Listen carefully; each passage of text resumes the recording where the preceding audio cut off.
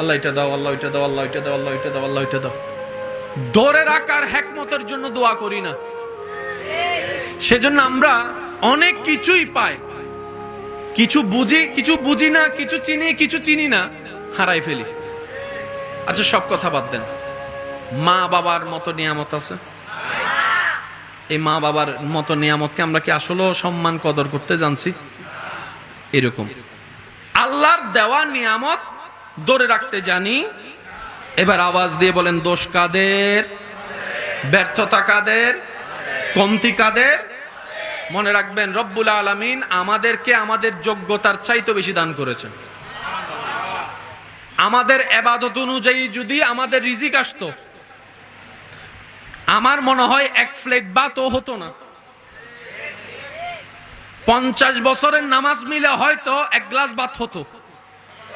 কারণ আমাদের রুকু ঠিক হইলে সিজদা চলে যায়, সিজদা ঠিক হইলে কোন রকম তাশাহুদ চলে যায়। একটাতে যদি ভালো করি, 10টাতে খারাপ করে বসে আছি। সেজন্য রব্বুল আলামিন আমাদের প্রতি কত দয়াবান, আমাদের আমল দেখে রিজিক দেন না। রব্বুল আলামিন নিজ গুণে নিজ দয়ায় আমাদেরকে রিজিক দেন বলেই অন্তত পেট ভরে খেতে পারি। আর সেই রব বলে, বান্দা নাশুকর করিস না, রিজিক দেওয়ার মালিক আমি, কিন্তু সেই রিজিকটা তোর বাবার হাত হয়ে, না হয় স্বামীর হাত হয়ে, না হয় বড় ভাইয়ের হাত হয়ে, না হয় ছোট ভাইয়ের হাত হয়ে, কোনো না কোনো হাত হয়ে, বাজার হয়ে তোর ঘরে টেবিলে রান্না হয়ে দাঁড়ায়।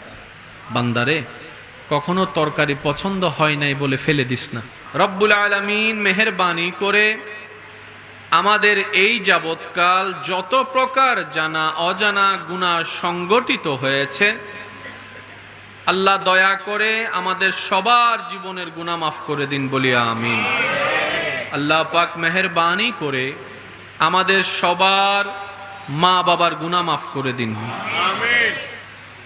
আমাদের যত আত্মীয় স্বজন এবং এই এলাকায় যত কবরবাসী এই মুহূর্তে কবরের কঠিন আযাবে কষ্ট পাচ্ছে, প্রত্যেকটি বান্দার দোয়ার উসিলায় রব্বুল আলামিন মেহেরবানি করে প্রত্যেকটি কবরবাসীকে আযাব থেকে মুক্তি দান করুক, বলি আমিন।